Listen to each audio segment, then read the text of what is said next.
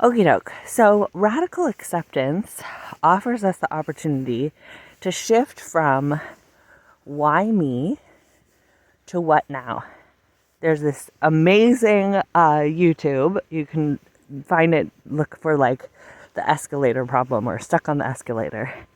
And it's these two people and they're on an escalator and the escalator stops. And they're like, oh my God, the escalator has stopped. We're stuck. What are we gonna do? They are screaming, help, we're stuck on an escalator. Please come help us. And if you know what an escalator is, you know that when it has stopped, it's just now stairs.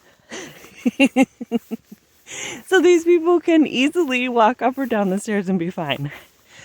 But because their brain is in defense mode, so they're just in their hindbrain, they don't have access to their frontal lobe, which would give them all the possibilities.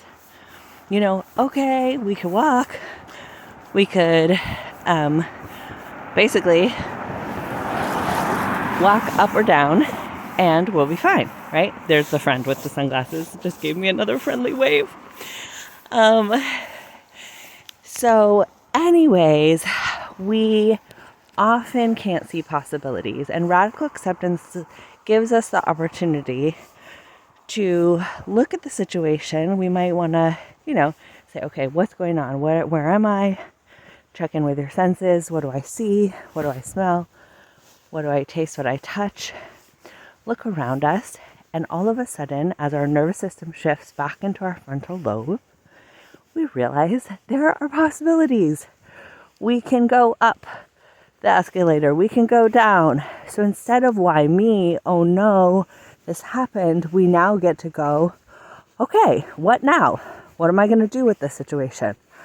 I saw this show that was about people who came from the future, and they borrowed people's bodies just before they were going to die. So they were like, this person's going to die. They don't need their body anymore. And they would drop into the people's bodies. And then they would sort of assess the situation, knowing that they have a mission, but they'd have to get to the mission from whatever body they dropped into. So like one time the person dropped into the body of a heroin addict, and they were like, all right, first things first, I'm going to have to detox from heroin, right? Another person dropped into the body of a skydiver, and they were like, okay, first things first, I need to figure out how to land safely.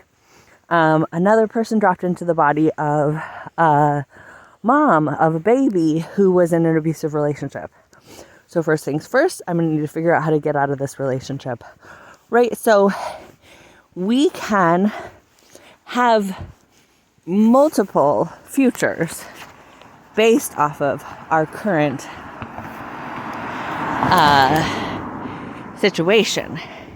But often we get so stuck that we think, okay, my current situation and my past are what determine my future, which it really couldn't be farther from the truth. Today's December 5th. It's the day that the Montgomery bus boycott sort of officially kicked off. And my kid and I were talking about that this morning. And, there's many, many instigating moments, but one of the instigating moments was when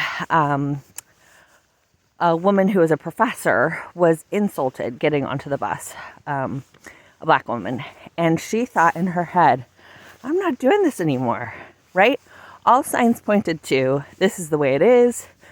Why me? This is unjust. But she started having conversations with her friends, with other women around what could we do? What could we do here? What now? This is what's happening. We're experiencing discrimination on these buses. What now?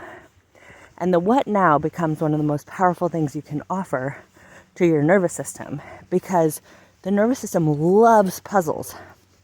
You put puzzles in animals' environments. If you have pets or when there's animals in captivity, they have found that mental health improves when they have puzzles, problems to solve.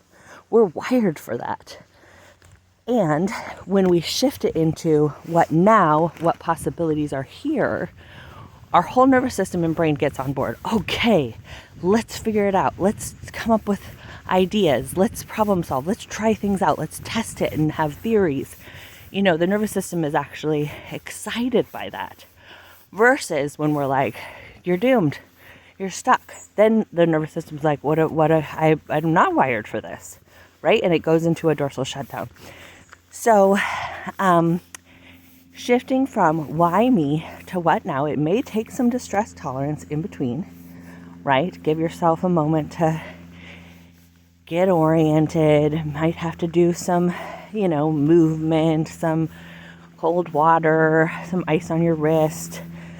Do some distress tolerance. And once your nervous system allows you to shift to that frontal lobe, and that's going to take some willingness, right? We don't do distress tolerance because it's easy. We do distress tolerance because we recognize that what we've been doing has not been working and we want something different. So it takes some willingness. And then we get to see, once we've given our nervous system a little support, when we ask that question, what now? We get to see what possibilities might arise. Okay, lots of love.